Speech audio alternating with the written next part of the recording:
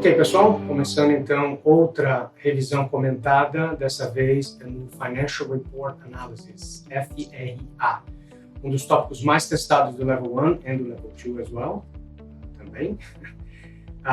Aqui são 4 study sessions que nós vamos ver, que eu vou dar uma revisada hoje, 6, 7, 8 e 9. Tá? Chamando sua atenção que o study session 6 tem o reading 19 e 20, eles são readings, na minha opinião, pequenos, e se aparecer alguma questão no Level 1 desses readings, vai ser, na minha opinião, mais da maneira conceitual, termos, terminologia, compreendimento do que significa, essas coisas. Já o Study Session 7 e 8, aí sim eu acredito que a maioria das questões analíticas vão vir desses dois Study Sessions, tá? O Study Session 7, ele vai falar sobre cada um dos financial statements, tá? Dos demonstrativos financeiros.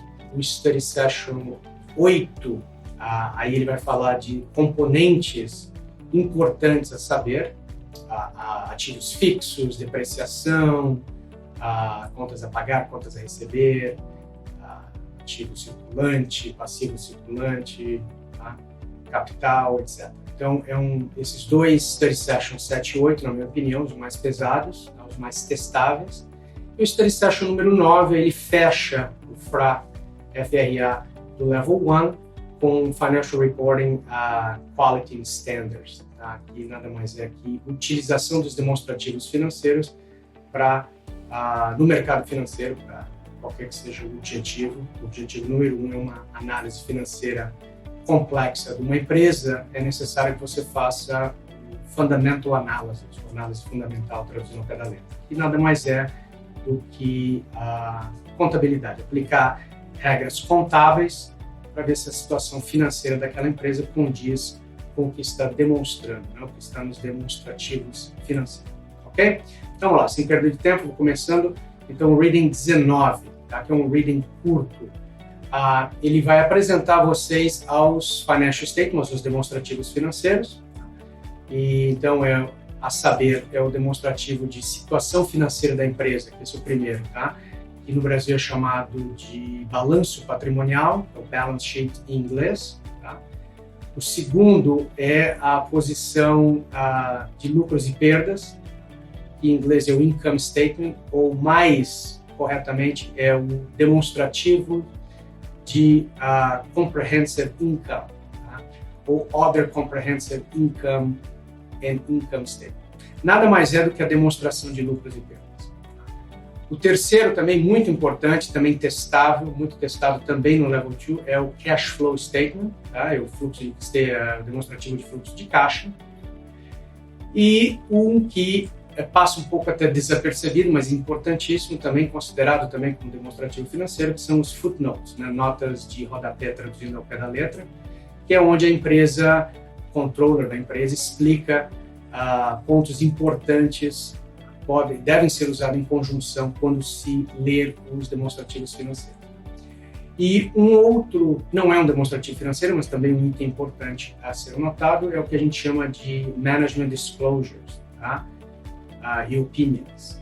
Então, são as opiniões dos gerentes, né, do CEO, do CFO da empresa, em termos de direção e futuro e perspectiva de crescimento, etc. Então, todos esses, os demonstrativos financeiros, footnotes e os comentários dos gerentes, em conjunção, eles são muito úteis para que um analista financeiro faça uma previsão qual seria a situação futura daquela empresa.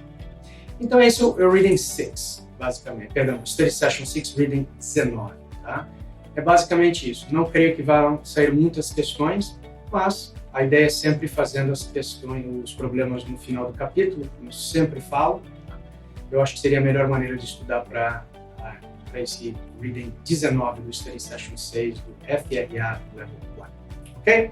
Ok, pessoal, então, continuando no Study Session 6, mas agora o próximo reading, que é o reading 20. Lembrando que o 19, ele fala dos principais demonstrativos financeiros, e agora o 20, ele comenta a importância dos demonstrativos financeiros, para que servem, e como devem ser feitos, né, como devem ser publicados. E destaca uma grande porção desse reading entre, ou comparando as formas de contabilidade entre o que nós chamamos de GAAP, General Accepted Accounting Principles, que é a contabilidade usada nos Estados Unidos, e o IFRS, International Financial Reports Standards, tá? Que é como os outros países conduzem a sua contabilidade. Então, são vários princípios que são idênticos, são iguais, mas há também diferenças. Esse tópico entre as diferenças entre o GAAP e o IFRS, ele é muito testado no Level 2, também um pouco no Level 3. Não creio que vão haver muitas perguntas com relação às diferenças entre as duas práticas contábeis, tanto no Level 1. No Level 1 vocês vão encontrar mais questões analíticas do FRA, Financial Report Analysis, tá? Que, como eu falei no vídeo anterior, no reading anterior, é um dos tópicos mais testados no Level 1 e no Level 2. Tá? Então, a contabilidade vocês têm que realmente saber. E não só, porque aqui no Brasil utiliza-se o método IFRS, então, para aqueles que não conhecem práticas contábeis americanas, então vai ser um pouquinho mais difícil, mas está tudo escrito no capítulo e o que está lá é o que vocês precisam saber.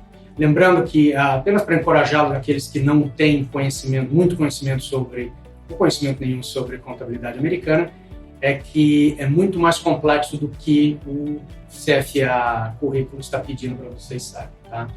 A dificuldade vai ser para aqueles que nunca foram expostos às práticas contábeis americanas.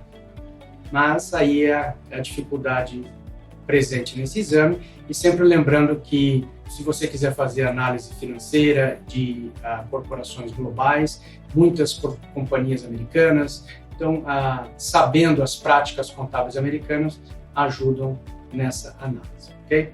Então é importante saber. Então é isso, então vamos começar. Então, Reading 20. Tá? Qual é então o propósito, né, dos demonstrativos financeiros? Lembrando que os demonstrativos financeiros são o balanço patrimonial, em inglês é o balance sheet, ou BS, ou BS. That's an inside joke. O income statement, ou demonstrativo de comprehensive income, que nada mais é do que o demonstrativo de lucros e perdas. Tá? O próximo é o Owner's Equity Statement, tá? Que mostra o que acontece no capital da empresa.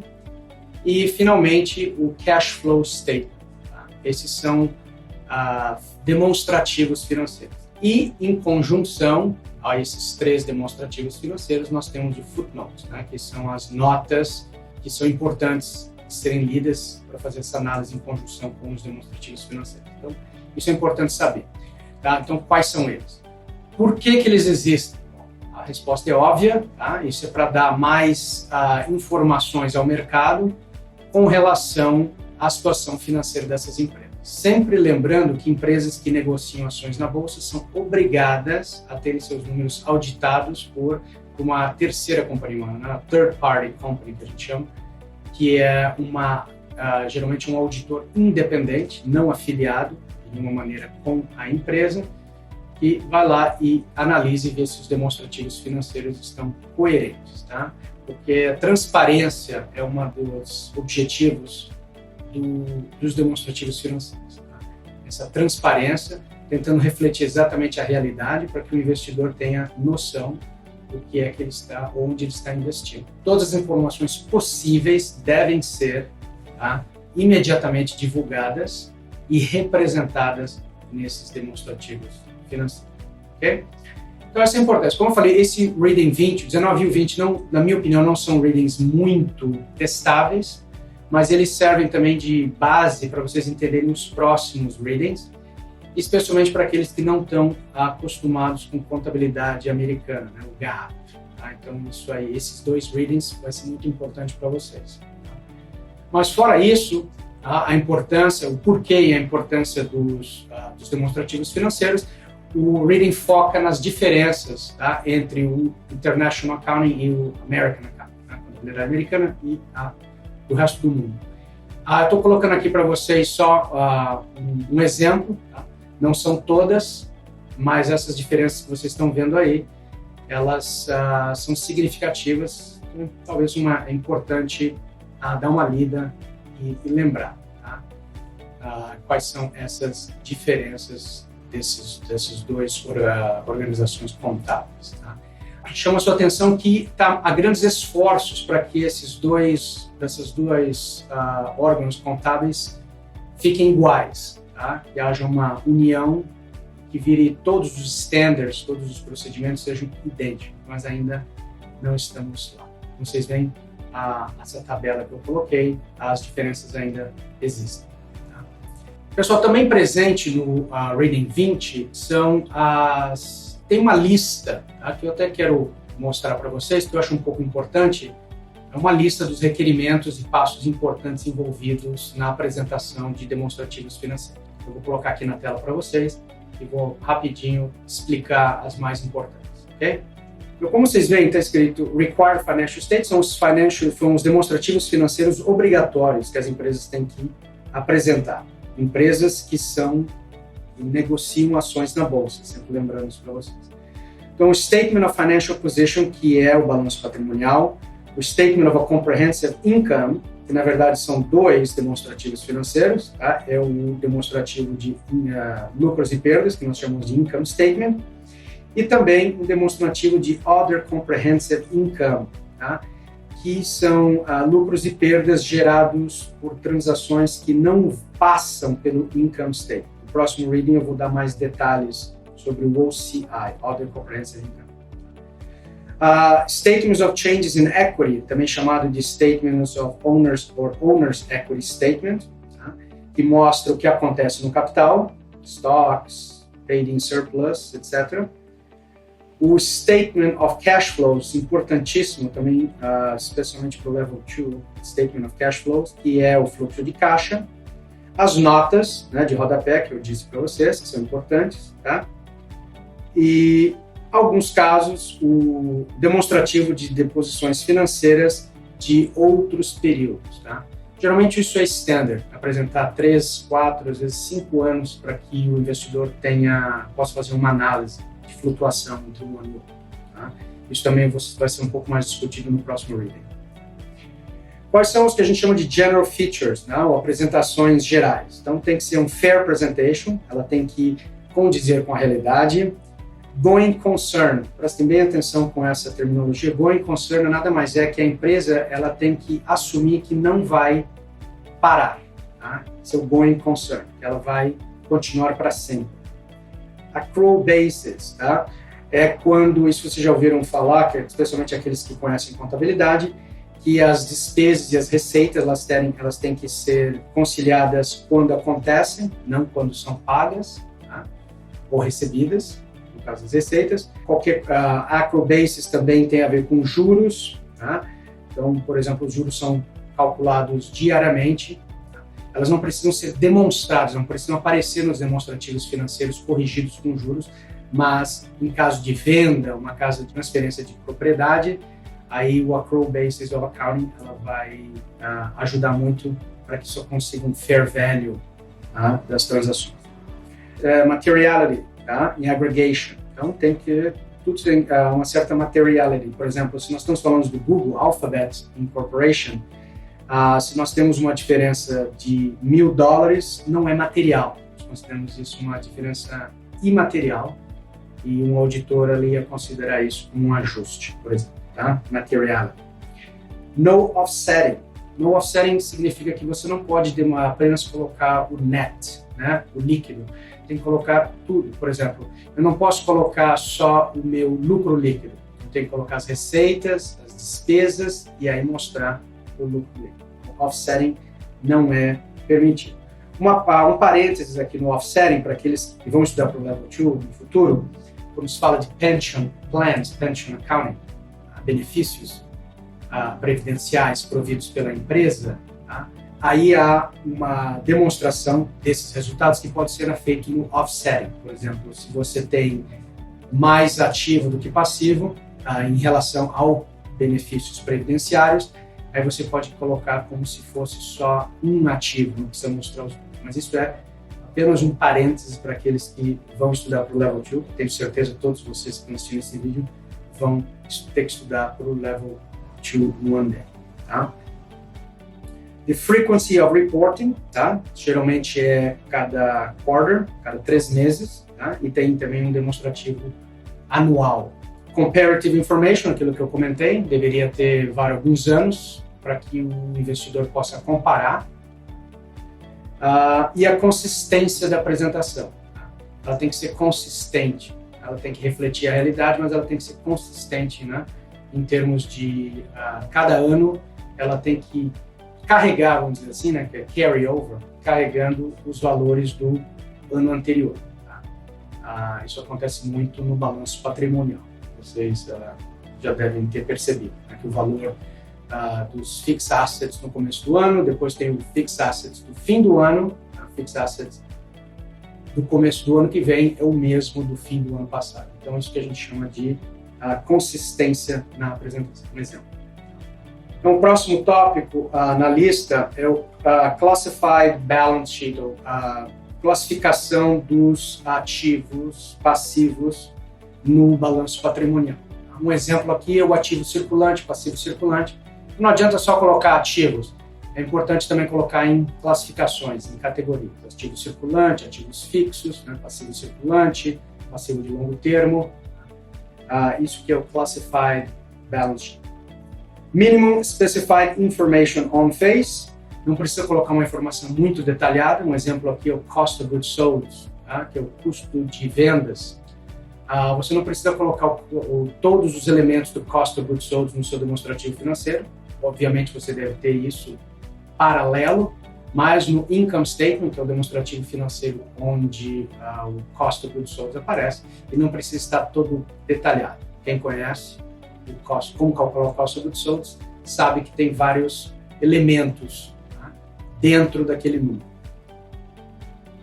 Minimum Specified Note Disclosures. Então, aqui também, as notas de rodapé têm que ser sucintas, ela tem que transmitir a informação, mas elas também não precisam ser cheias de detalhes. Sempre lembrando que quando o investidor quiser mais detalhes que não estão presentes nos demonstrativos financeiros, ele sempre pode ir no Annual Report. Toda companhia ela tem que publicar o Annual Report, o balanço anual, e ali tem todas as informações, páginas e páginas de informações do Annual Report. Tá? Em conjunção aos demonstrativos financeiros, porque, como as notas aqui dizem, o mínimo de informação possível, porém informações importantes, mas também não precisa entrar muito em detalhes. Quem quiser mais detalhes, pode conseguir isso através do Annual Report, lendo o Annual Report. E, pessoal, então, concluindo, a última é Comparative Information. Tá? E Comparative Information é informação, obviamente, atitude de comparação. Tá? Então, um outro exemplo, o mesmo exemplo aqui também dos anos, tá? Apresentando 3 ou 4 anos, em conjunção com o ano atual, o investidor tem uma ideia da flutuação de cada um dos elementos dos demonstrativos financeiros. Isso é importante para uma análise mais profunda. Então é isso, pessoal. Esse foi o Reading 20, tá? Do Study Session número 6. Como eu falei, o Study Session 6, na minha opinião, não deve ser muito testável, talvez apareça 1 ou 2 questões. A parte mais testável de Financial Reporting Analysis vem agora no Study Session 7 e 8. Ok, pessoal, continuando então, agora Study Session número 7. Tá? São 4 readings, 21, 22, 23 e 24. Tá? Cada um desses readings é sobre um Financial Statement e com exceção do 24, que é mais na área de análise financeira utilizando os Financial Statements. Tá? Então, começando com o Reading 21, tá? Do Study Session 7, Reading 21, que é o Income Statement, tá? É o demonstrativo de lucros e perdas, tá? Em português. Chamando a sua atenção que eu não sugiro que traduzam nenhum desses nomes. Todos os demonstrativos financeiros, incluindo cada uma das contas presente nesses demonstrativos financeiros, vocês deveriam fazer um esforço de lembrar em inglês, tá? Não sugiro que traduzam ativo, assets para ativos ou liabilities para passivo. Tentar sempre lembrar assets, liabilities. São palavras muito importantes, presentes em literatura financeira no mundo inteiro. Então é importante ficar familiarizado com esses termos, tá? Então eu não vou traduzir nenhum desses nomes. Eu vou continuar agora sempre falando os nomes em inglês. Eu posso explicar, fazer uma analogia, mas sempre me referindo aos termos em inglês, ok? Então, o income statement, ele tem uma estrutura, você precisa saber essa estrutura. Ele sempre começa com os sales revenues, né? Depois o custo das vendas, um menos outro é o que a gente chama de gross profit, né? O lucro bruto, antes das despesas. Aí você tem o gross profit, aí você subtrai todas as despesas operacionais, despesas diretamente ligadas à operação da empresa, tá? Quando você pega o lucro líquido e subtrai todas as despesas operacionais, aí você tem o operational ou operating income, tá? Que é o lucro operacional. Aí dali você tira as despesas que não são operacionais, e via de regra, despesas com juros, por exemplo, tá? Ela não é considerada uma despesa operacional, em GAAP, American Accounting Standards, por exemplo, então vem depois. Tá? Então essa ordem, tá? O que faz parte de despesa operacional, o que não faz parte de despesa operacional é importante saber, tá? Acho muito importante saber. Uma outra coisa que não é tão presente no Level 1, mas vai ser mais presente no Level 2, é o que a gente chama de Extraordinary Items, tá? Eventos que podem causar um lucro maior, uma perda maior, ou podem acarretar uma entrada de caixa muito alta, uma saída de caixa muito alta, mas são coisas que não acontecem normalmente, não é parte operacional, aí é considerado extraordinary ou unusual, né? Não usuais e extraordinários itens, tá? Esses também têm que ser discriminados depois. Tá? Tem uma ordem, tá? Geralmente eles são descontados imposto, depois eles são reportados ou demonstrados no income statement. Outro componente importante do income statement é o OCI, Other Comprehensive Income. Tá? São eventos que acarretam também um aumento no lucro ou diminuição no lucro, tá? Que tem que ser demonstrados por investidor, mas não necessariamente vão aparecer no lucro líquido da empresa. Tá? O OCI, Other Comprehensive Income, são situações onde esse lucro ou essa perda ela é colocada diretamente no patrimônio líquido, no Owner's Equity, e ela não passa pelo income statement. Muito importante que vocês entendam isso. São alguns eventos, dá para numerá-los. Tá? Um exemplo aqui são lucros e perdas com correção monetária por tradução de balanço. Por exemplo, uma subsidiária em outro país, o headquarters é o país que faz os demonstrativos em dólar, por exemplo, e aquela tradução de balanço pode, tá, de uma moeda a outra, pode acarretar alguma perda ou ganho. Isso é um exemplo de Other Comprehensive Income. Tá? Há também perdas e ganhos devido aos planos previdenciários. A empresa tem um plano previdenciário definido. Tá? Qualquer mudança nesse plano pode acarretar perdas e ganhos, tá? Mas essas perdas e ganhos elas não passam pelo income statement, elas vão para o OCI, Other Comprehensive Income, tá? Que é uma conta do patrimônio líquido, tá? O OCI, Other Comprehensive Income. Eu acho que isso são os pontos mais importantes do income statement. Outra vez lembrando a vocês que familiarizem-se com os termos em inglês, tá? Gross profit, importante. Earnings before interest and taxes, que é o EBIT, tá? Earnings before interest and taxes, importante lembrar isso. EBT, Earnings before taxes, tá? Lembrando que earnings e income é a mesma coisa. Muito importante também a ser lembrado é o EBITDA, é Earnings before interest, taxes, amortization and depreciation, tá? O EBITDA, está aqui na tela para você, é muito importante. mas não muito testável, na minha opinião, no Level 1, mas no Level 2 vai aparecer muito. Tá?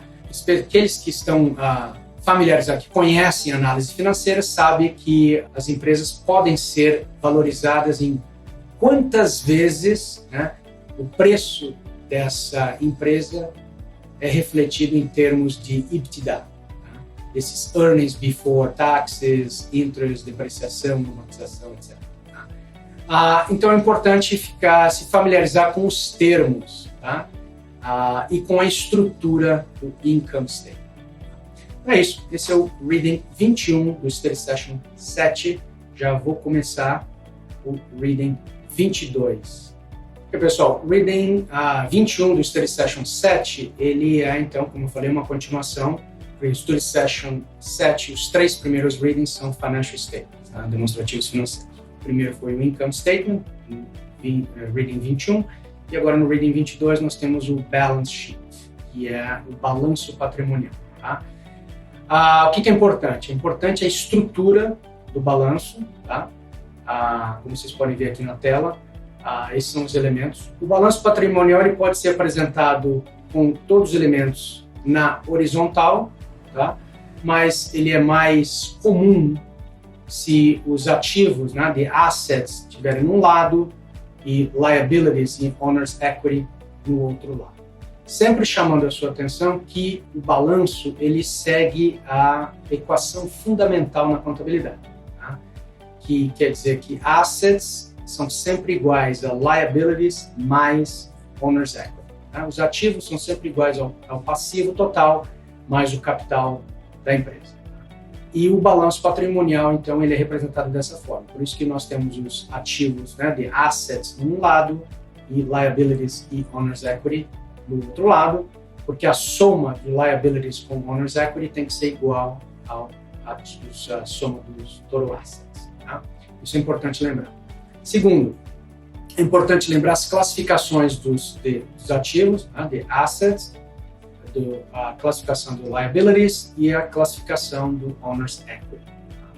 Então, começando com os ativos, né, de assets, então nós temos o current assets, e vocês têm que lembrar quais são os componentes dos ativos circulantes, current assets. Então, é sempre cash and short investments, accounts receivable, inventory, prepaid expenses, como prepaid insurance, né? Despesas pagas antecipadamente, geralmente o seguro é um exemplo bom disso, e outros ativos circulantes. Tá? Uma regra boa para lembrar é que os ativos circulantes são aqueles que vão ficar ali temporariamente, geralmente muito rápido, menos de um ano. Tá? Em comparação à próxima categoria de ativos, que é o fixed assets, né? Ativos fixos, que são aqueles ativos que a empresa precisa para produzir. Ali nós temos as máquinas, os equipamentos, os escritórios, os espaços de escritório, espaço de fábrica, etc. Tá? Aquilo ali não vai desaparecer. A intenção da empresa não é cada 6 meses, a cada 4 meses, né, comprar mais veículos, comprar mais fábricas. Não funciona desse jeito. Já o stock inventory, né, é mais dinâmico. Então, esse é sempre lembrando a diferença entre current assets e os ativos fixed assets.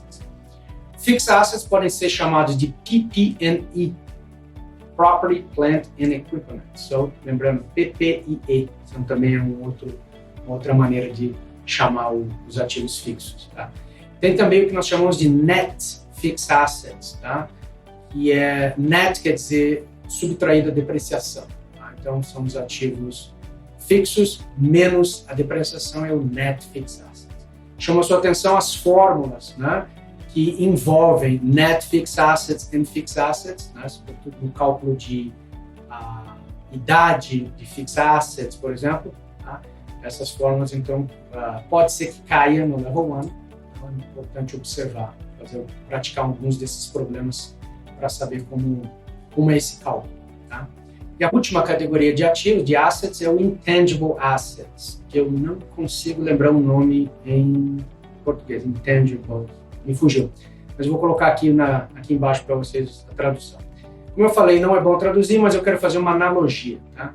Por isso que eu não me sinto tão mal de não lembrar os termos em português, porque realmente é um exame em inglês e nós queremos que vocês foquem nos termos em inglês. Tá? Quando a tradução pode ser feita, eu falo, eu comento, mas quando eu acho que a tradução não deve ser feita, então eu também faço esse comentário. É o caso dos termos, né, dos componentes do balanço patrimonial em inglês. Por favor, memorizem em inglês. Aliás, os termos de todos os financial statements, tanto do income statement como do balanço patrimonial também em inglês. Né?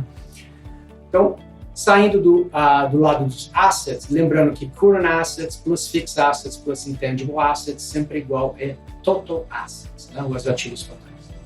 Do outro lado, nós temos liabilities, que é o passivo. Liabilities também dividido em duas categorias. Nós temos o current liabilities e o long-term liabilities. Tá? Current liabilities, então, é o seu passivo de curto termo, aquilo que você vai pagar em um ano ou menos tempo. Tá? Então, geralmente é contas a pagar, accounts payable, salaries payable, tax payable. Tá? A gente chama de current payables. E tem um que é importante lembrar também, que são porções de dívidas que são devidas, que devem ser pagas esse ano. Vamos supor que você tem uma dívida a ser paga em 10 anos, mas cada ano tem uma porção dessa dívida que tem que ser paga. Geralmente é o principal mais acrescido de juros. Essa dívida, apesar de ser parte de uma dívida longa, ela é considerada uma dívida de curto prazo, porque você tem que pagar esse ano. Isso é chamado de the portion of a long-term liability due this year, tá? A porção da dívida de longo prazo que é devida esse ano. E a próxima categoria de liabilities é então o long-term debt, ou liabilities de longo termo. Tá? Os exemplos aqui são bonds payable, que são os títulos de dívidas das empresas. Outro exemplo é leasing, tá? Contratos de leasing, que geralmente são contratos longos, tá? Que querem ser pagos. Outro exemplo aqui são benefícios definidos pela empresa. Se a empresa decide ter o seu próprio plano de aposentadoria, então ela vai ter essa liability no futuro, que é ter que pagar esses benefícios previdenciários aos seus empregados. Isso também é um passivo de longo termo. Tá? Então, sempre lembrando as categorias de liabilities, long term and short term liabilities. E o próximo componente é o owner's equity, que é nada mais do que o demonstrativo de capital investido pela empresa. Tá?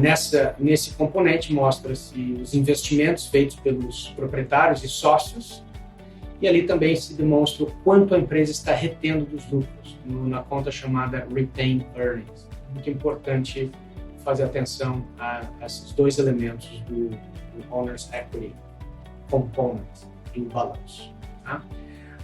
Um outro e último também que é importante lembrar é o OCI, Other Comprehensive Income. Tá?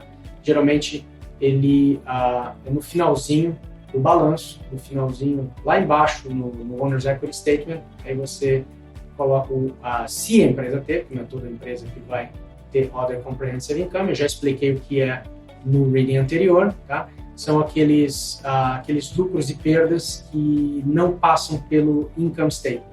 Vão direto para o balanço e ele vai aumentar ou diminuir aquele capital investido. Okay? Então, muito cuidado com os elementos dos dois financial statements, tá? Que isso aí pode ser testável, e também prestem muita atenção no quais são os componentes do current assets, tá? Quais são os componentes do fixed assets, porque isso também pode ser algo testável. E é isso. Esse, então, é um resumo rápido desse Reading 22. Então, pessoal, continuando, Reading 23 do Study Session 7. Tá? Esse é o Cash Flow Statement. Lembrando que nesse Study Session 7, os 3 primeiros readings são sobre Financial Statement, já falou do Income Statement, do Balance Sheet, e agora estamos falando do Cash Flow Statement. Tá? Primeiramente, o que é o Cash Flow Statement? É o demonstrativo de fluxo de caixa, então entrada e saída de dinheiro. Então, é tudo em relação a realmente dinheiro que entrou e que saiu. Tá?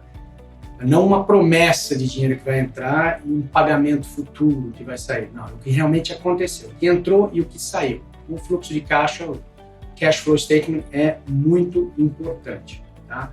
É um demonstrativo financeiro muito importante. Tão importante que se você for fazer um empréstimo para abrir um negócio, geralmente o cash flow statement, a projeção, né, do fluxo de caixa, é um documento que vai ser apresentado para os possíveis investidores, para que eles tenham uma ideia do que esperar em termos de cash, tá, que a empresa vai receber ou pagar e qual é o saldo no final do ano. Tá? Então, cash flow statement. Então, é importante lembrar os 3 componentes do cash flow statement. Tá? O primeiro é o operating cash flow, o segundo é o cash flow from investing activities e o terceiro é o cash flow from financing activities. Muito importante separar o cash flow nesses 3 grupos. Tá? O primeiro, que é o cash flow from operating activities ou operating cash flow. Aliás, muita atenção, level 2 vai ser muito testado o cash flow. Talvez não muito no level 1, mas definitivamente no level 2 o cash flow é importante. Então, prestem bastante atenção o que é, como e como fazer um cash flow statement. The operating cash flow, ele inclui apenas as entradas e saídas de dinheiro relacionadas às operações da empresa. Compra, venda, pagamentos, mas só relacionados à empresa, tá? Ao dia a dia, às operações da empresa. Então, todo o dinheiro que entrou, menos todo o dinheiro que saiu, aquele é o saldo do operating cash flow. O segundo componente é o cash flow from investing activities, e ali você só coloca a entrada e saída de dinheiro com relação a investimentos, tá?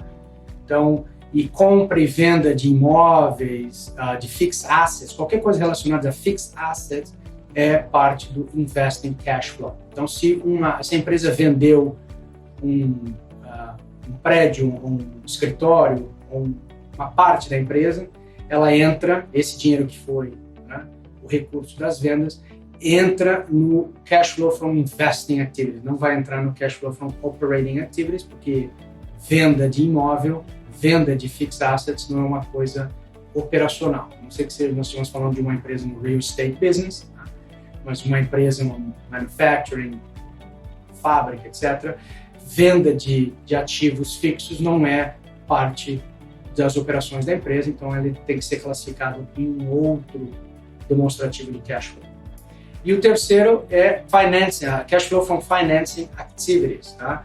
Que é todo o dinheiro que entrou e saiu com relação a empréstimos ou emissões de ações e pagamentos de dividendos, tá? Então, qualquer coisa relacionada nesses 3 campos, empréstimo, pagamento de empréstimos, venda de ações, pagamento de dividendos, aí eles são computados, registrados no cash flow from financing activities. Tá? Então, lembrando esses 3 nomes, operating, investing, financing, tá? Esses são os 3 cash flows que nós temos. Somando o balanço de cada um desses cash flows, tá? Tem o cash flow total do ano. Se alguém estiver perguntando por que tem que demonstrar em 3 componentes, a explicação é muito simples. Tá? Porque se uma empresa mostra que fez um número elevado de dinheiro no ano, mas esse número elevado é porque foram vendidas mais ações, tá? Um empréstimo grande foi feito, ou a venda de um imóvel, tá? Que acarretou a entrada dessa receita, ela não pode ser confundida com receita de vendas, por exemplo. Tá?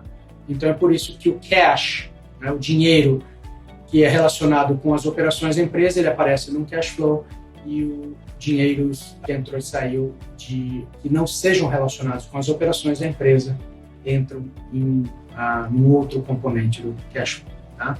Realmente voltando àquele ponto que foi o que eu falei no Study Session 6 sobre transparência. É importante demonstrar aos investidores a total transparência possível. Tá? Então, o cash flow é dividido em 3 componentes por causa disso. O que mais chama a atenção aqui no cash flow statement, por uma revisão rápida, é que o método mais utilizado para se calcular o cash flow from operating activities é o indirect method. Tá?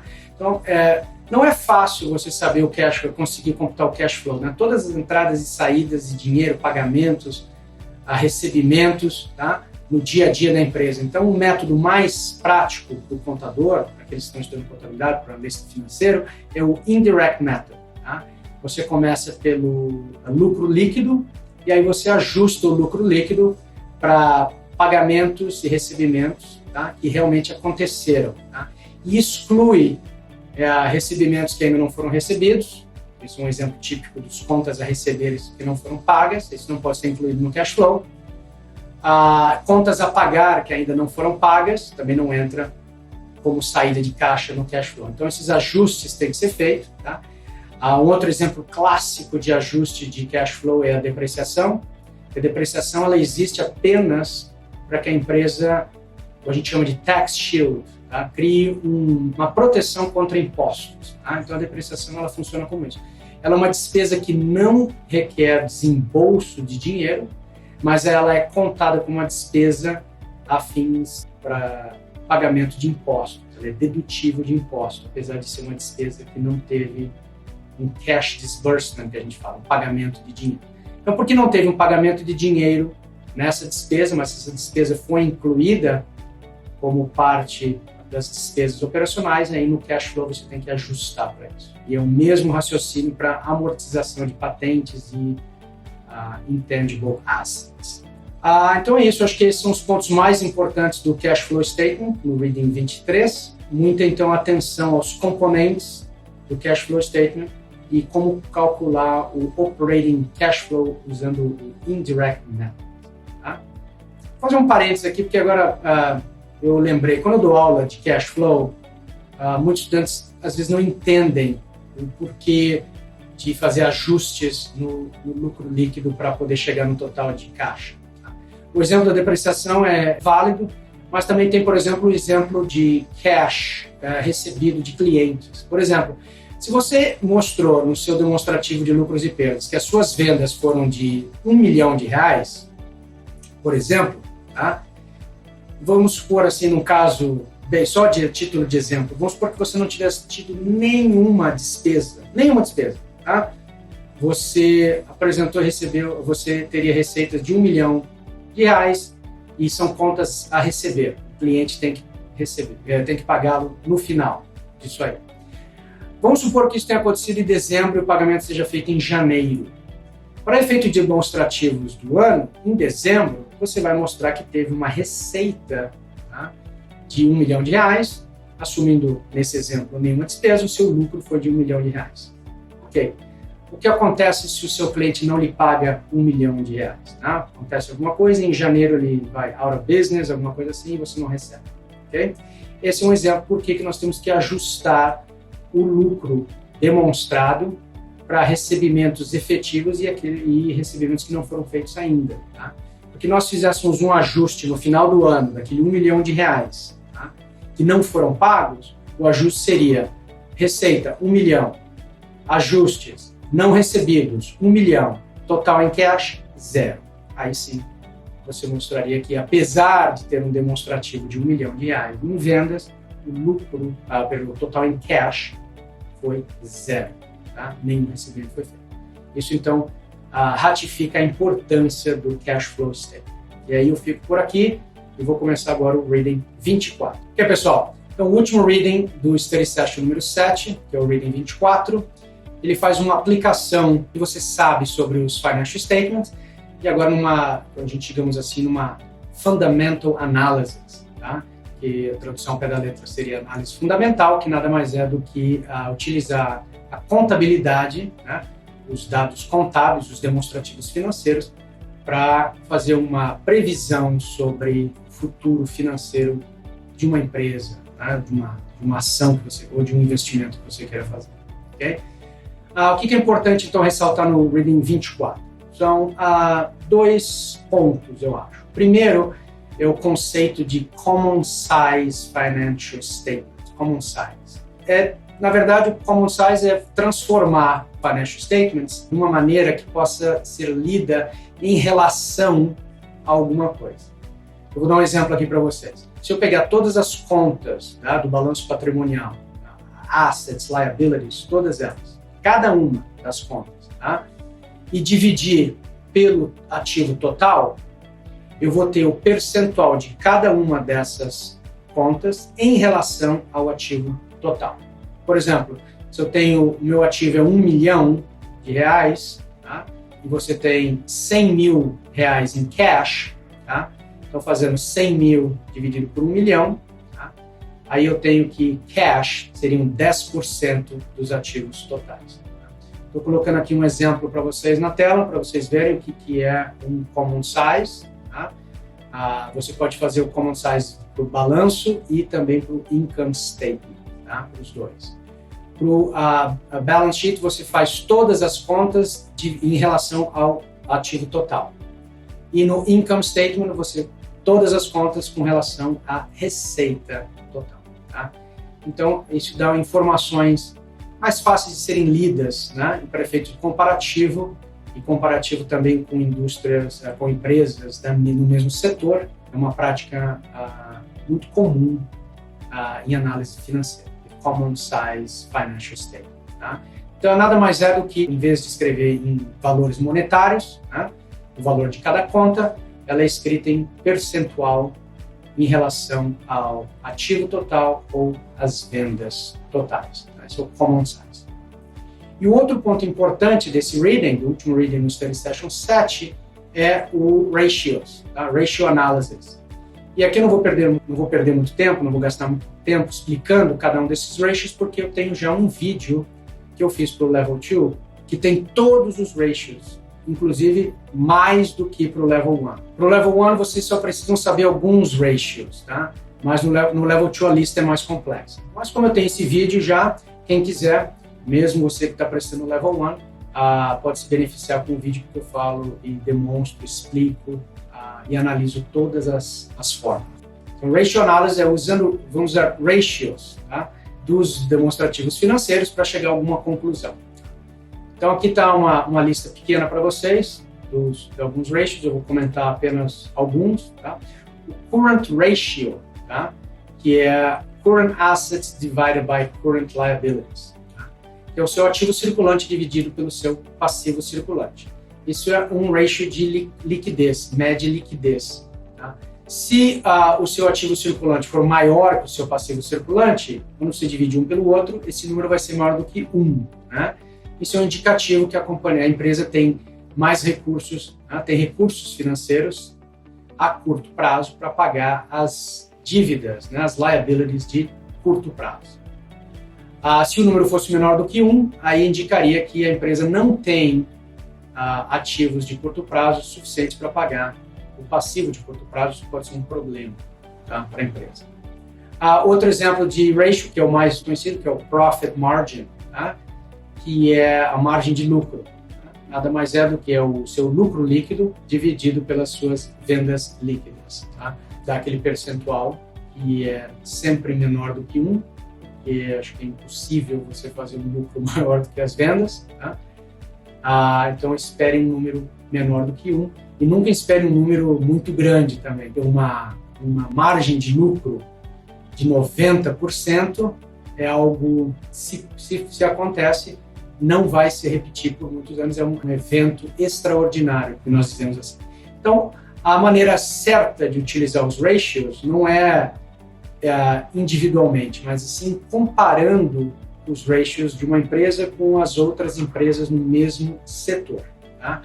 Então, isso que chama-se de ratio analysis. Tá? Quando nós comparamos, fazemos uma lista de todos os ratios de uma empresa e de todos os competidores naquele mesmo setor, e analisamos e vemos quais dessas empresas estão em situação financeira melhor. Então, esse basicamente é o Reading 24, o último do Study Session 7, tá? Que é Common Size Financial Statement and Ratio Analysis. Ficando por aqui, e o próximo é o Study Session número 8, começando com o Reading 25. E aí, pessoal? Então, vamos começar essa revisão comentada rápida sobre o Study Session 8, Reading 25, que é Inventory.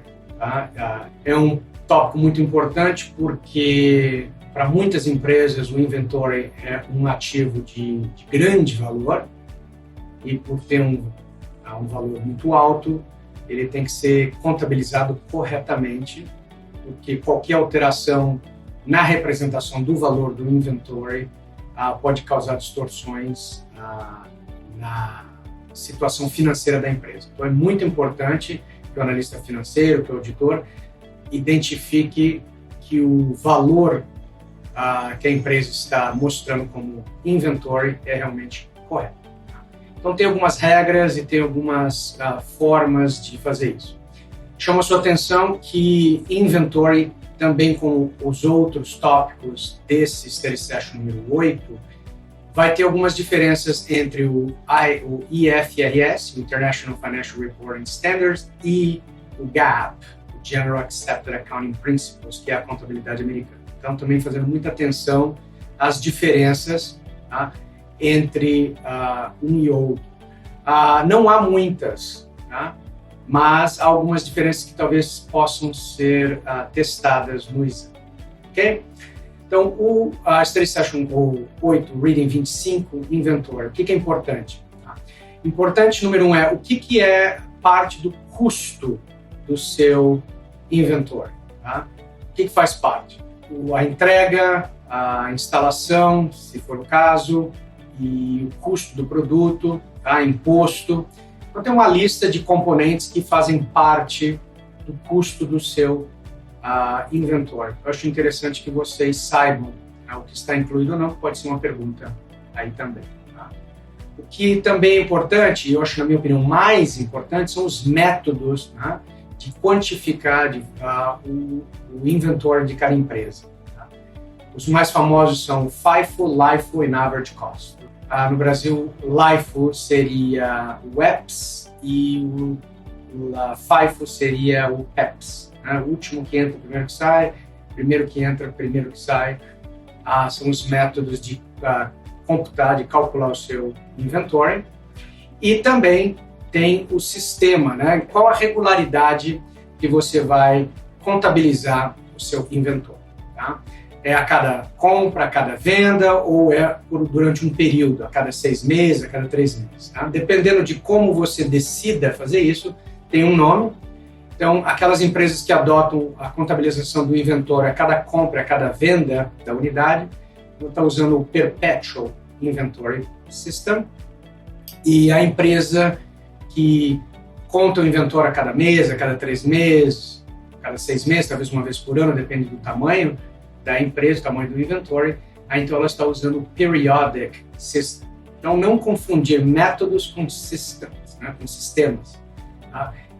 Eu divido nessas duas categorias. Os métodos são o LIFO, FIFO e o Average Cost, e os sistemas são os periódico e o perpetual. Lembrando que você pode ter um perpetual FIFO, perpetual LIFO, tá? Você pode ter um periodic FIFO, um periodic Average Cost, um periodic LIFO. Então, essas combinações são possíveis. É só você determinar como você vai contabilizar esse inventório, escolher um dos 3, e quão regularmente você vai fazer isso, que é um dos 2 sistemas. Tá? Então, chamo a sua atenção sobre isso. O que também é importante é ressaltar que os Estados Unidos, o GAAP, né, é o único sistema contábil que admite o LIFO, Last In, First Out, que é o último que entra, primeiro que sai no português. Tá? Lembrando que o IFRS não admite o uso do LIFO.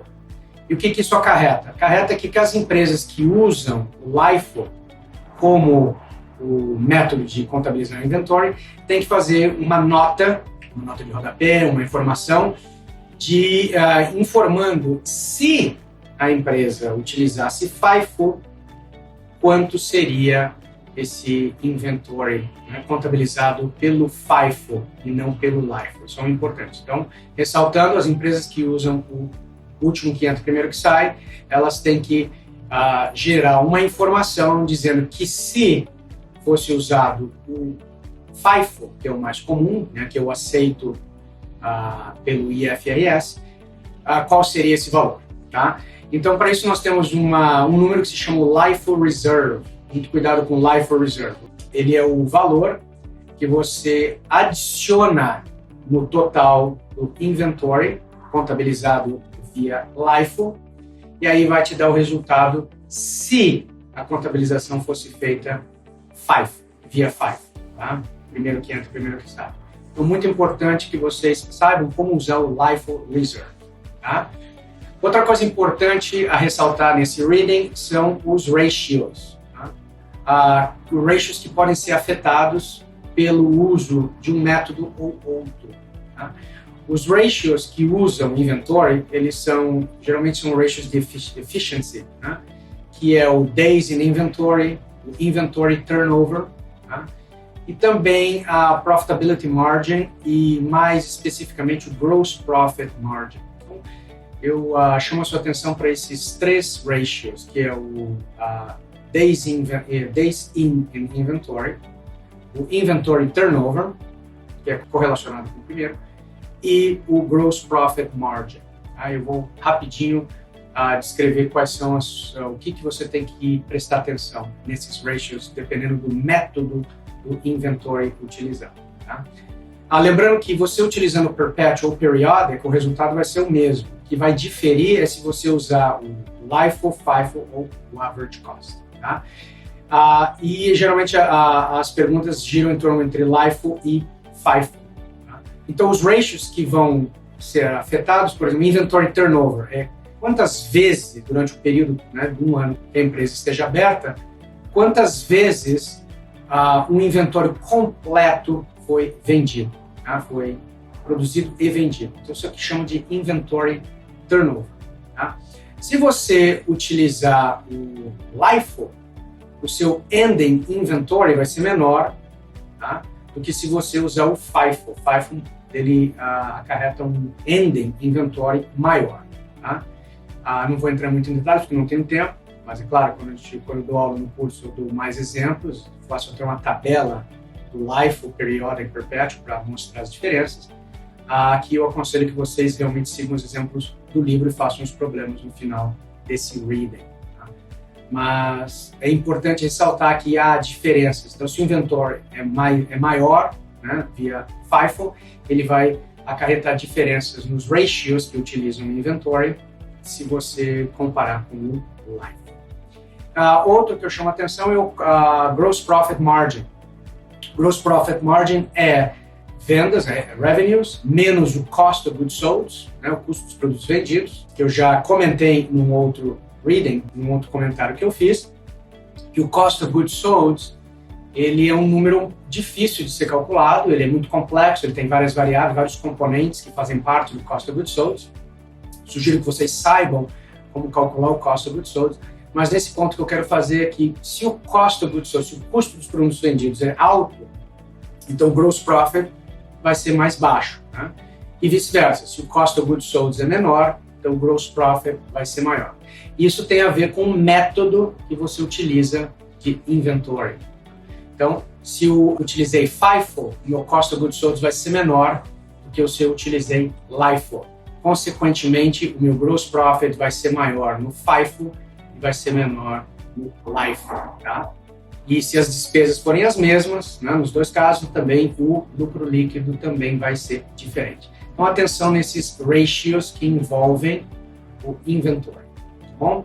Então, acho que é isso. Isso é um resumo rápido, como eu falei para vocês, com comentários, enfatizando que os problemas no final desse capítulo são importantes, não que dos outros também não sejam, mas desse reading é bem importante porque eu acho que os tópicos do reading, do Study Session 8, né, e os readings, principalmente o 25 e o 26, eles têm grandes chances de aparecer em questões analíticas no seu exame, então fazer os problemas no final do reading eu acho que é essencial, ok?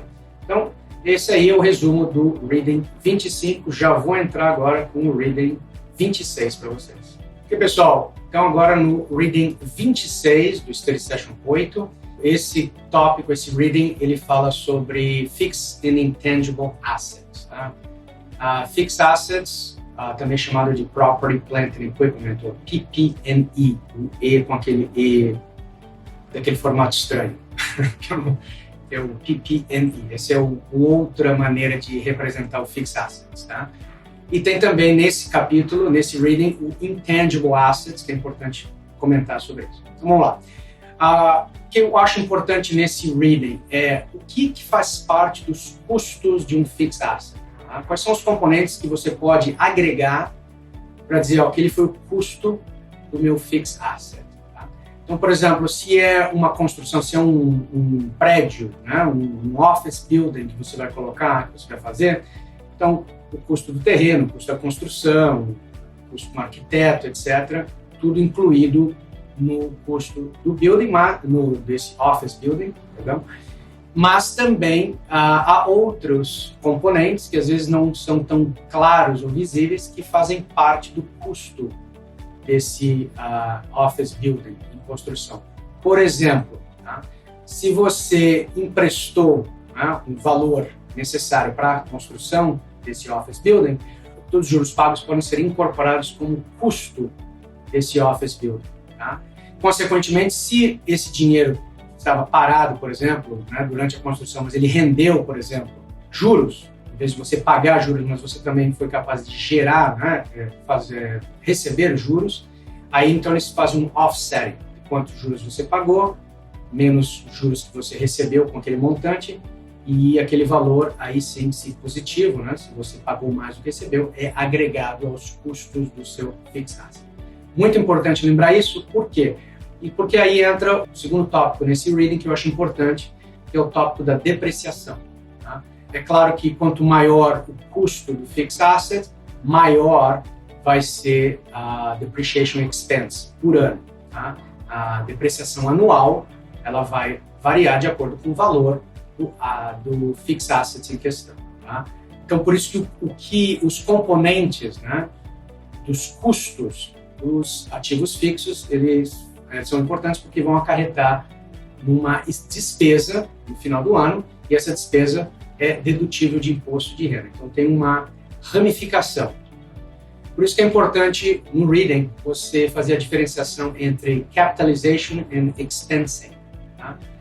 Capitalização e jogar para as despesas, dois valores diferentes. Se você pode, né, porque tem regras, capitalizar os seus custos, o que é? Mas nada mais é do que transformar esses custos no valor do ativo e colocar no lado do assets, né? Under fixed assets. Mas se for uma despesa, aí ela vai para o income statement, ela não vai para o balance, né? Under the asset category, né? O balanço patrimônio dos ativos. Ela não vai para lá, ela vai para o income statement como uma despesa. Então, muito cuidado. Um exemplo aqui, por exemplo, vamos supor que tem um veículo na empresa, tá? E esse veículo, o motor desse veículo foi trocado. Vamos supor que você tenha colocado um novo motor e aquilo aumentou, tá, a vida útil do seu veículo. Nesse caso, o custo desse motor, porque ele aumentou a vida útil do veículo, ele pode ser capitalizado, ele pode ser incorporado ao custo do veículo, ele vai aparecer no fixed assets, no balanço. Agora, se ao invés de você ter trocado o motor, você apenas fez um reparo naquele motor, alguma coisa que não estava boa, mas, né, você fez um tune-up, que a gente chama, aí aquele valor não vai ser agregado no valor do veículo, ele vai para despesa. Tá? Então, quero que vocês prestem bem atenção nisso, porque quanto maior o valor do ativo, maior a depreciação, vai ter um impacto de imposto no final. Tá? Porque isso, maior a despesa, diminui o lucro tributável, e aí vai ter uma diferença em imposto. Tá? Por outro lado, se for para despesa, ao invés de ser capitalizado, aí também vai ter um impacto no income statement, mas um impacto diferente, porque não vai acarretar depreciação, ela vai só levar a despesa incorrida naquele momento. Tá? E lembrando que a depreciação ela é anual, a não ser que possa, um item, que é muito raro acontecer, possa ser depreciado imediatamente, 100% no ano que foi comprado. Geralmente a depreciação ela ocorre em vários anos, então é importante lembrar disso. Tá? O que mais sobre depreciação e capitalização? Os métodos de depreciação, muito importante. Então isso também não vou ter tempo aqui de detalhar cada um dos métodos, tá? Vou mencionar, vou fazer alguns comentários, mas uma vez mais sugiro que vocês façam os problemas e leiam o capítulo. Tá? Existem vários métodos de depreciação. O mais comum é o chamado straight line method. Tá? Nada mais é do que o custo do ativo fixo menos o valor que chama-se de residual value, ou scrap value, um valor que vai ter depois um certo número de anos de uso, qual é o valor residual. Você pega o valor custo, tira esse valor residual, divide pelo número de anos de vida útil desse fixed asset, e aquele valor é a sua annual depreciation, depreciação anual. Tá? Não confundir depreciação anual com accumulated depreciation. Tá? Accumulated depreciation são todas as depreciações, né, acumuladas, mas que é accumulated depreciation. E a depreciation expense, ela é apenas aquela depreciação anual. Tá? Isso aqui é uma questão de vocabulário que pode ser que alguém se perca na hora de fazer os problemas. Um parênteses, esses números, quantos anos você vai dividir, isso é determinado por tabelas, quantos anos um veículo pode ser depreciado, quantos prédio de apartamentos, um prédio de escritórios pode ser depreciado, então isso vai variando, mas há regras para o número de anos de vida útil desse ativo. Lembrando também que a vida útil pode ser medida não só em anos, mas também em outras unidades, como, por exemplo, se for uma máquina, quantas unidades essa máquina pode produzir durante a vida útil desse equipamento. Tá? Ou, por exemplo, um veículo, quantas milhas ou quantos quilômetros esse veículo pode ser dirigido até ser considerado inutilizado, por exemplo. Tá? Então, por isso é que há diferentes métodos de depreciação. Tá? Eu já comentei o Straight Line Method. O próximo é o Units of Production Method, que tem a ver com a vida, né, útil de cada ativo fixo que não seja em anos. Tá? Então, se a vida útil é em quilômetros ou milhas, aí você pega o custo, né, do veículo, por exemplo, menos o valor que você pode obter no final da vida útil, pelo scrap ou residual value. E agora, em vez de dividir pelo número de anos, como no método anterior, o Straight Line Method, você vai dividir pela vida útil em quilômetros ou milhas.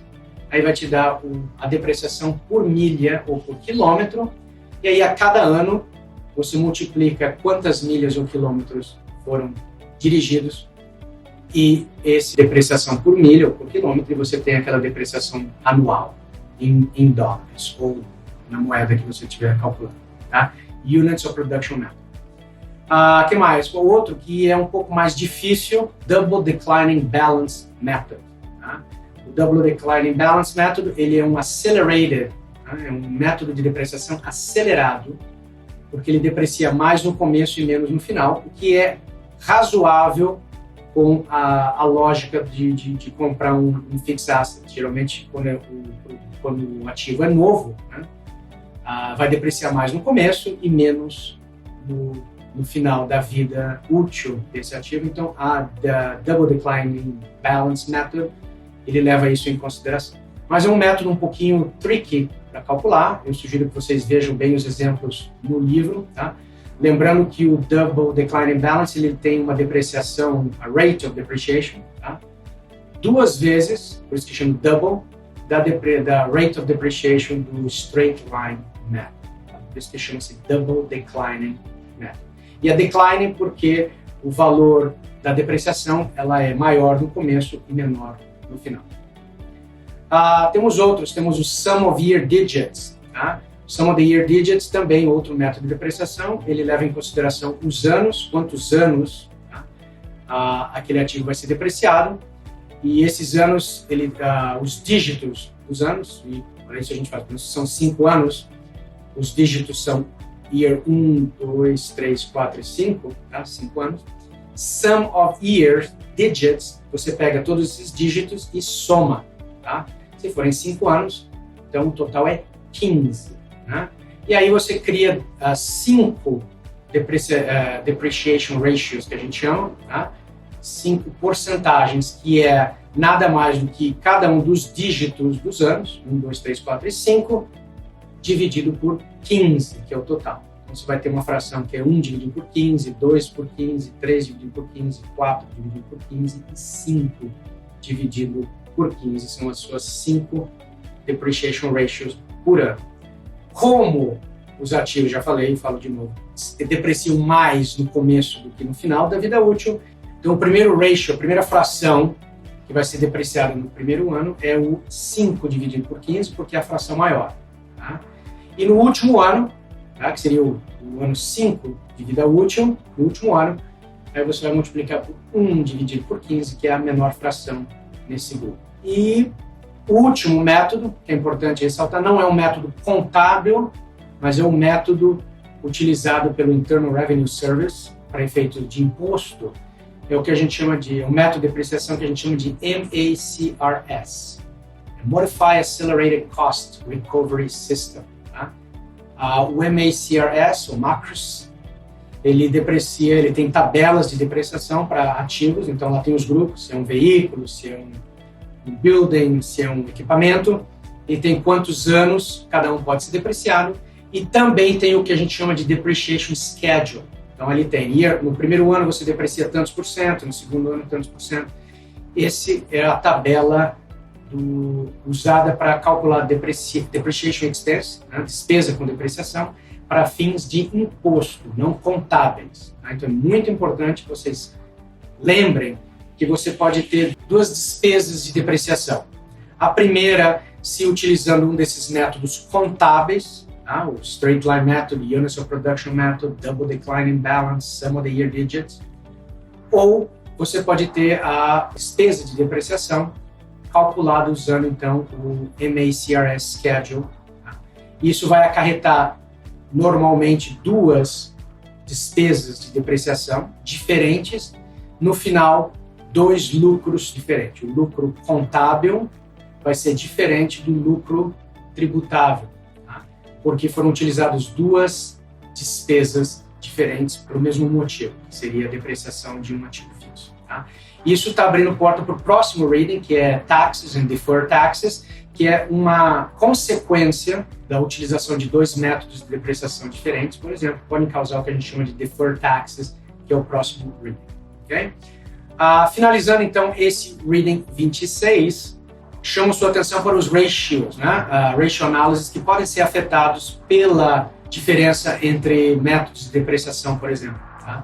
Então, uma questão pode te perguntar, se a empresa utilizar esse método de depreciação versus esse método de depreciação, quais dos seguintes ratios vão aumentar?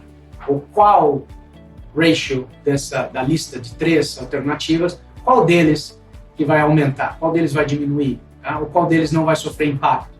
Então, esse tipo de questão com ratios você tem que estar bem preparado. Já falei que eu fiz um vídeo só com ratios, tá?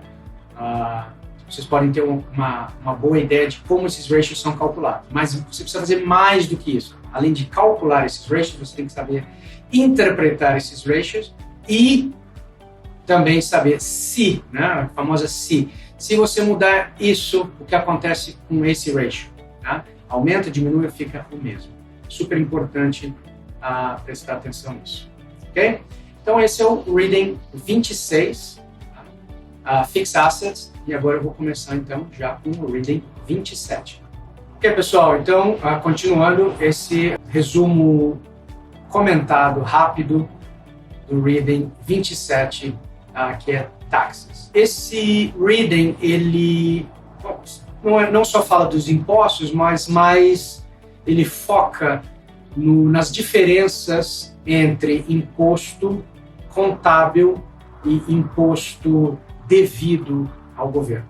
Tá?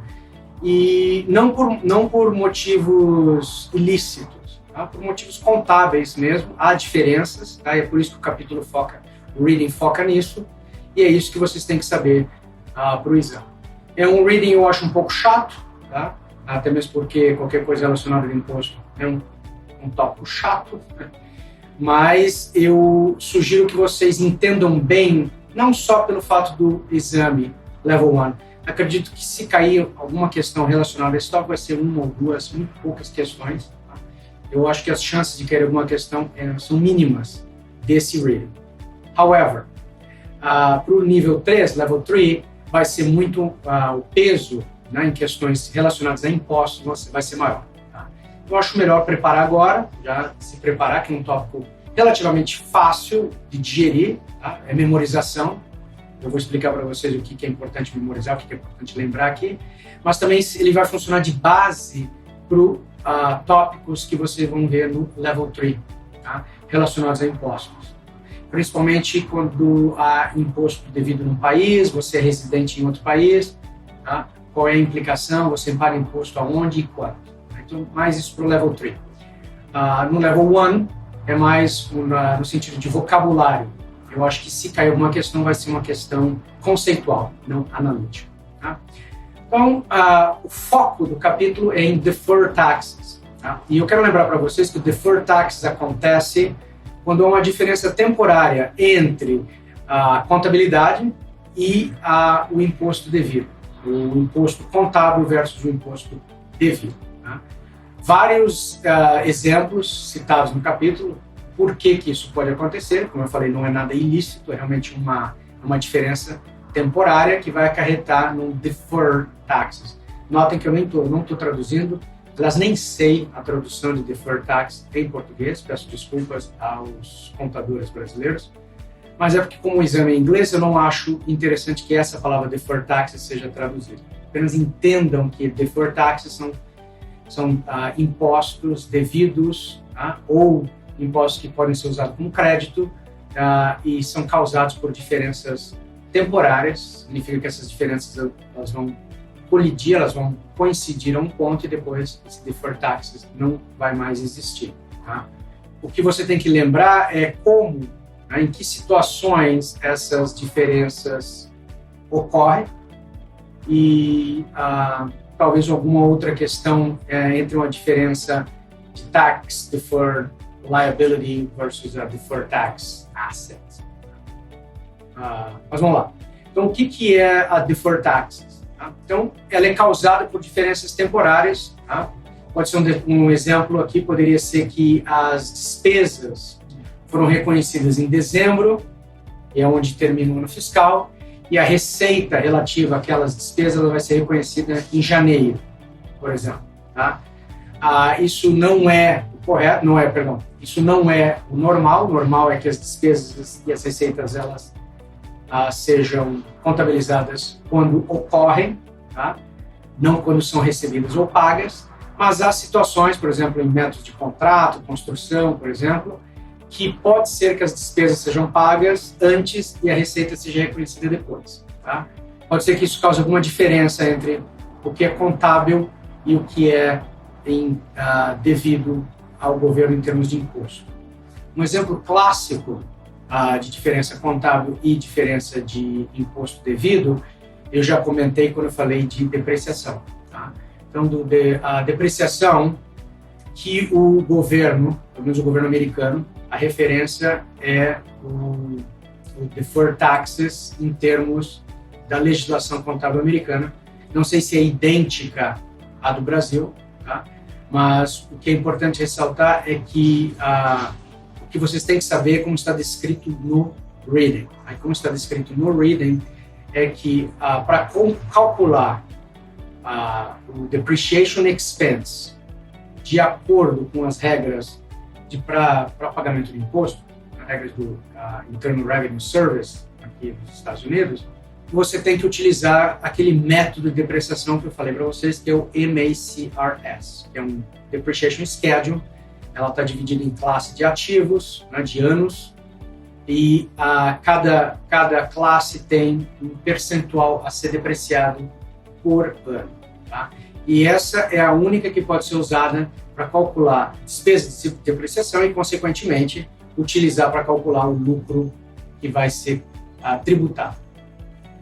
Na contabilidade, geralmente não se utiliza esse método. Na contabilidade, o método mais utilizado para calcular despesa de depreciação é o Straight Line Method. Tá? E aí já vai causar uma diferença, porque o Straight Line Method vai dar um número, uma depreciação expense, diferente do MACRS, que é o utilizado para cálculo de lucro tributável. Tá? Lucro contábil, lucro tributável. Se o seu lucro contábil for maior que o lucro tributável, tá? Então, contabilmente você vai pagar mais imposto. Então, contabilmente, essa diferença entre o que você pagou a mais e o que você pagou realmente, tá? Ela cria o que a gente chama de um Deferred Tax Asset. Tá? Esse é o benefício. Você contabilmente pagou mais, você pode utilizar isso futuramente para fazer um offset um pagamento de imposto futuro, tá? Contábil. Se o seu lucro contábil for menor que o tributável, consequentemente você teria contabilmente que pagar mais imposto do que você pagou. Então, essa diferença que você teria que pagar a mais, mas não pagou, ela gera um Tax Deferred Liability. Tá? Então, Deferred Tax Asset e um Deferred Tax Liability. Ok? Termino aqui com esse reading. Agora, já em seguida, o reading 28. Ok. Terminando, então, o Study Session 8 com o reading 28. Tá? Que é Long-Term Liabilities, tá? Ou Long-Term Debt, passivos a longo prazo. Então, o que é importante aqui é saber quais são os passivos a longo prazo, Long-Term Debt, Long-Term Liabilities, tá? Que são mais comuns, tá? E que são ressaltados no capítulo. Então, nesse reading 28, o Bonds Payable, tá? Que é dívidas das empresas a longo prazo, elas têm que ser refletidas no balanço patrimonial, na seção de liabilities. Tá? Como não é um current liability, que é uma dívida a longo prazo, ela vai ser apresentada abaixo do current liabilities, numa seção chamada long-term debt ou long-term liabilities. Tá? Então, isso aí entra exemplo clássico é bonds payable, tá? Títulos de dívida a pagar, geralmente varia de 1 ano a 30 anos. E relembrando a vocês o que eu falei em uma revisão anterior, que a porção de pagamento que é devido esse ano com relação àquela dívida de longo prazo, aí esse pedacinho, ele é apresentado como current liabilities. Tá? Então também pode ser uma coisa a prestar atenção, que a gente chama de current portion of long-term liabilities, ou current portion of bonds payable. Isso é um exemplo de current liabilities. Já a porção, né, que falta a ser pago, mas vai ser pago não nesse ano, mas vai ser pago em anos futuros, aí sim vai ser representado na parte de long-term liabilities. Então é importante lembrar isso. Quais são os outros tipos de long-term liabilities? Os contratos de leasing, eles são em longo termo, tá? Longo prazo. Uma coisa importante a ressaltar sobre leasing contracts é que os pagamentos são feitos no começo, né? Não no fim do contrato. Se tiver algum problema para computar de leasing payments, vocês têm que usar a calculadora. Lembre-se que um leasing é no BGN, o Begin, o BEG, se você estiver usando a HP 12C. Tá? Eu chamo sua atenção que leasing contracts, payments of leasing contracts, se for leasing payable, ele é feito no começo. Você tem que os cálculos são feitos usando a função Begin da calculadora financeira. Okay? É importante então lembrar que o leasing eles têm 2 tipos. Tá? Ele pode ser financial leasing ou pode ser operational leasing. Tá? Agora cuidado porque aí entra as diferenças entre International Financial Reporting Standards e o GAAP. Tá? Estou colocando aqui uma tabelinha para vocês verem as diferenças com relação à terminologia e classificação de leasing nesses 2 órgãos regulamentadores de contabilidade. Eu acho importante que vocês saibam essas diferenças. Tá? Vai ser útil para o Level 2, que a leasing contract também vai aparecer numa intensidade diferente, vai ser mais relacionadas a cálculo e impacto, né, do leasing na posição financeira das empresas, mas pode ser que na sua prova apareça alguma pergunta relacionada às diferenças entre um e outro, então é por isso importante sabê-las. Tá? Então, operating leasing é apenas um aluguel, então ele acarreta rent expense, ou leasing expense. E então isso vai causar também um impacto no income statement, mas como não tem depreciação, tá? A despesa nesse caso é o pagamento do aluguel, do leasing, vai ter uma diferença, claro, contábil nesses 2 casos. Se a empresa fez um financial leasing ou um operating leasing. Isso vai acarretar talvez perguntas no sentido de ratios. Tá? Por exemplo, se a empresa utiliza financial leasing, tá? Qual o impacto nos seguintes ratios? ou se a empresa utiliza, ou se a empresa utilizava um financial leasing e decidiu agora utilizar um operating leasing, qual dos seguintes ratios vai sofrer um impacto maior, menor, aumentar, diminuir, etc. Tá? Então, chamo muito a sua atenção nisso. Terminando com outro long-term debt, que também é muito comum, mas vai aparecer mais no segundo exam, no level 2, questões relacionadas a pension benefits, tá? Benefícios de previdência, de pensão. E esses que vão cair mais no exame é se a empresa tem um plano de pensão definido pela empresa, ou se a empresa tem um plano de pensão via contribuição, tá? Contribution e define. So, is defined benefit plan and defined contribution plan. Tá? A diferença entre um e outro, se é um defined contribution, você estipula quanto, a empresa estipula quanto vai pagar, vai colocar num fundo no nome de cada empregado, e o empregado coloca também o mesmo valor, ou depende do contrato, um valor também nesse mesmo fundo.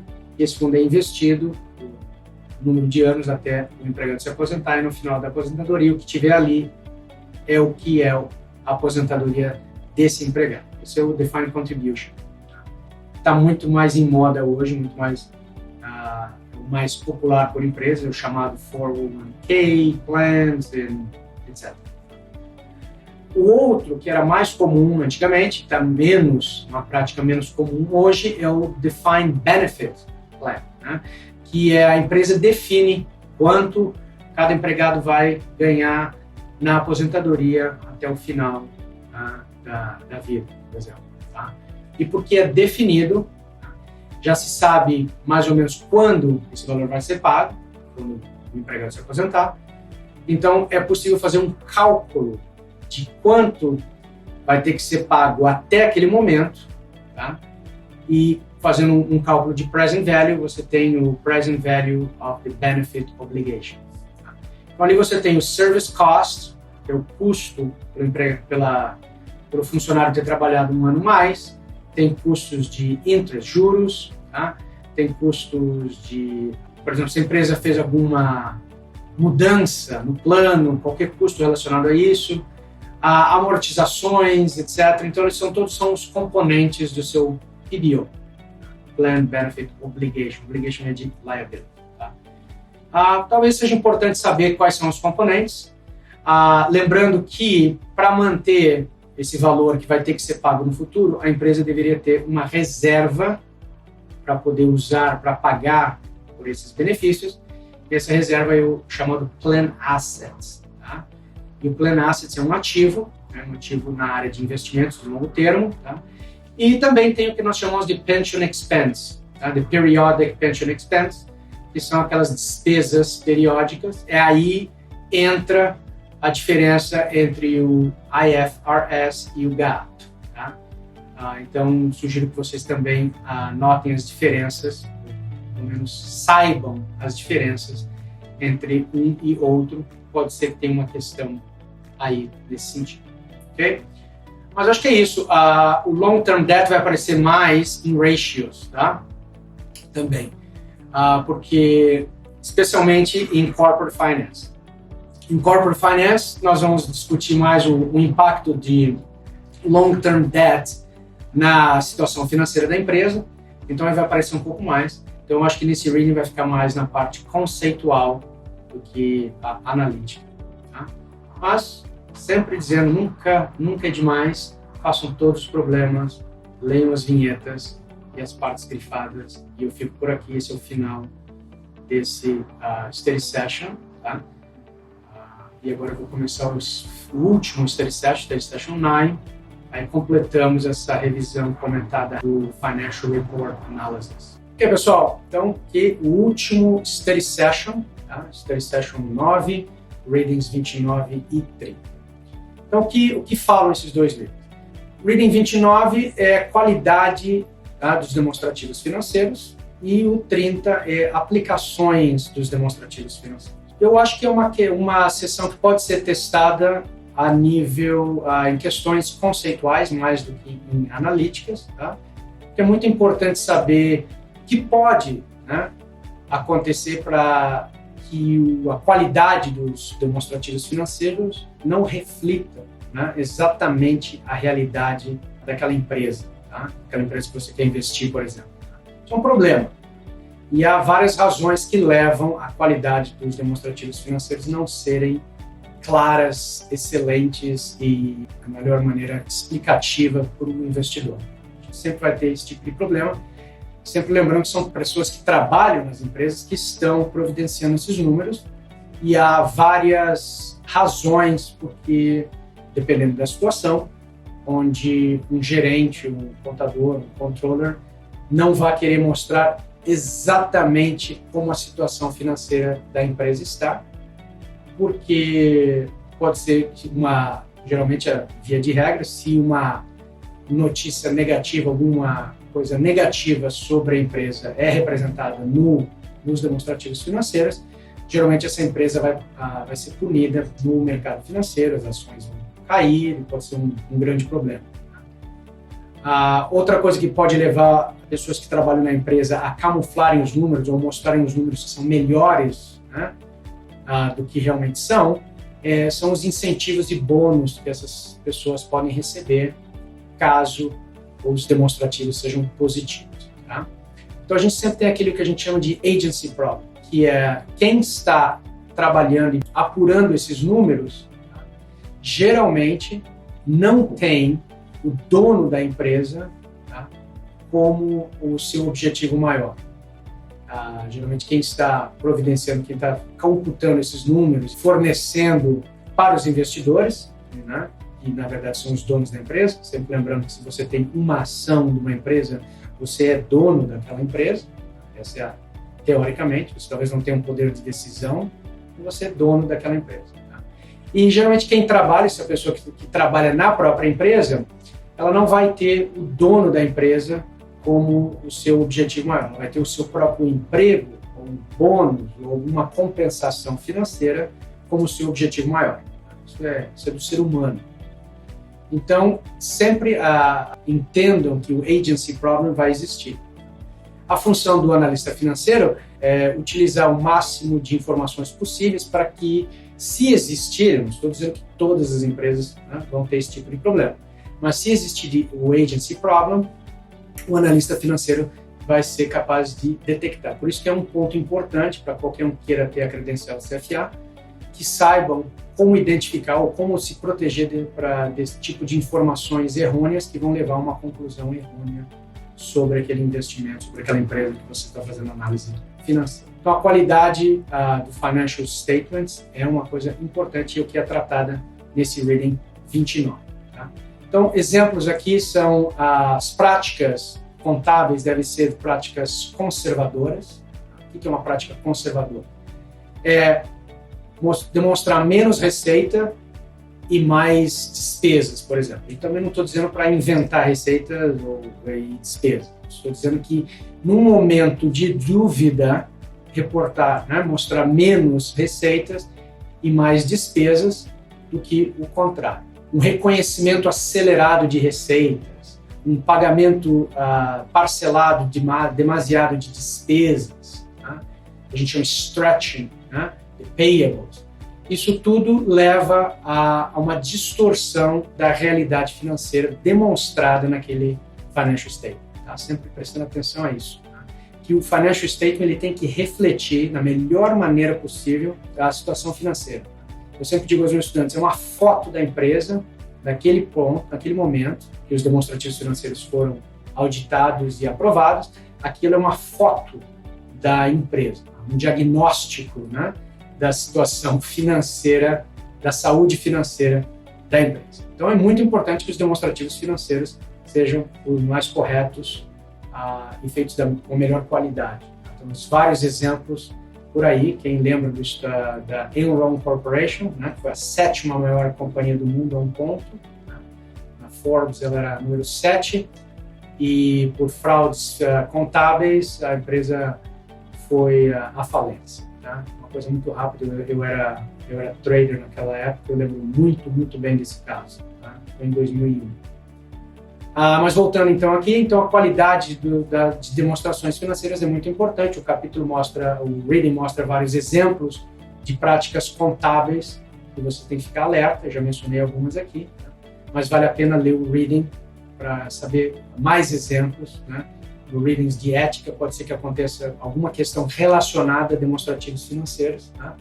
Que geralmente uma prática não ética é a apresentação de dados não verídicos, né? Não verdadeiros, ou camuflados, ou dúbios nos demonstrativos financeiros. Então, demonstrativos financeiros pode aparecer com questões de ética também, então sempre prestando atenção a isso. Eu acho que é um reading que pode aparecer em questões conceituais, não tem muito ângulo, não tem muito espaço para perguntas analíticas nesse reading 29. Tá? Mas essa é a minha opinião. Ok, então vamos terminar o Financial Report Analysis, o Study Session 9, vamos terminar ele com o reading 30. Tá? E é um reading que eu acho legal, eu gosto desse reading porque ele tem muito a ver com o que eu tive fazendo nos últimos 5 anos, que é eu fui mentor, faculty supervisor, de times para o CFA Research Challenge. Quem quiser saber mais sobre o CFA Research Challenge, pode entrar no site do CFA Institute, dar uma procurada, e também no meu website tem um pouco mais da descrição do que é o CFA Research Challenge. E esse é o Reading 30, que é a aplicação dos Financial Statements, tá? Aplicação. Então, uma análise fundamental, do Fundamental Analysis, que é primordial para qualquer analista financeiro saber para emitir uma opinião embasada sobre o futuro de uma ação, ou target price, ou qualquer coisa desse nível, a Fundamental Analysis é muito importante, porque você, no final do dia, vai ter que justificar a sua análise. Tá? Tem muita gente por aí que fala, compre essa ação, compre aquela, venda essa, mas não explica por quê, como chegou a essa conclusão. Você, como um analista financeiro de respeito, você tem que sempre ter suas razões. Suas razões têm que estar muito bem fundamentadas. Tá? Por que você está fazendo aquela recomendação? Então, a análise, Fundamental Analysis é primordial nesse processo. Okay? Então, é isso que é a utilização dos Financial Statements. Você fazendo análise financeira complexa. Tá? Isso no Level 2 vocês vão aprender um pouco mais, porque lá na seção de Equity, tá? Que é uma seção longa do segundo exame, aí ela apresenta várias maneiras de nós fazemos o que a gente chama de valuation, company valuation. Né? Quantificar o preço de uma ação, né? E para recomendar para os seus clientes. Tá? Isso existem vários métodos. No Level 1 não é tão testado, ele é só apenas uma introdução. Tá? Isso vai ser mais testado nos próximos 2 exames. Sempre tenho isso em mente. Então, com determinadas fórmulas que existem, tá? E os dados financeiros apresentados pela empresa, você pode fazer um Fundamental Analysis. Tá? Um exemplo é o Ratio Analysis. Você pode fazer todos os ratios que eu comentei, eu já fiz um vídeo só de ratios. Tá? Você calcula todos os ratios daquela lista, calcula todos os ratios dos maiores competidores daquela empresa, tá? Para fazer uma comparação, para ver qual empresa naquele setor está com uma situação financeira melhor. Isso é um passo. Tá? O segundo, você pode utilizar outras técnicas de valuation. Tá? Nós temos a Cash Flow Discount Models, você tem o Dividend Discount Models e tem outros. Tá? Tem o Comparison Analysis, quando você vai comparar as empresas de um setor com a empresa que você está fazendo a sua análise financeira. Tá? São the comparatives. Então tem várias formas, mas isso é mais para o Level 2, tá? No segundo exame. No Level 1 é mais importante você saber que eles existem, que esses métodos existem, e que é importante que os financial statements estejam bem feitos, corretamente, e demonstrando a realidade financeira, porque analistas financeiros vão emitir opiniões com relação a esses números. Tá? E uma outra também é o que a gente chama de industry analysis. Então esse é um ponto também do reading, por isso que eu estou fechando com isso, que não é só os demonstrativos financeiros, mas também um outro tipo de análise que pode ser feita em conjunção com a análise de demonstrativos financeiros para chegar a uma conclusão sobre a empresa. Tá? Isso geralmente é uma análise de industry analysis que a gente pode fazer. Uma técnica importante é um framework, chama-se Porter Five Forces Framework. Tá? Tem a ver com a lista de forças de Porter, não sei se essa é a tradução correta em português, mas ali ele explica vários pontos importantes com relação aos compradores, aos fornecedores, à indústria em si, a regulamentações de governo. Então, todos esses pontos, em conjunção com os demonstrativos financeiros, vão dar subsídios para que o analista financeiro possa emitir uma opinião correta sobre o futuro da empresa e também sobre o que seria o target price, né? Qual seria o preço justo para os investidores pagarem por uma ação daquela empresa. Tá? Terminando aqui, então, o último reading do Study Session número 9. Tá? E então, começando o Study Session 10 no próximo vídeo. Tchau!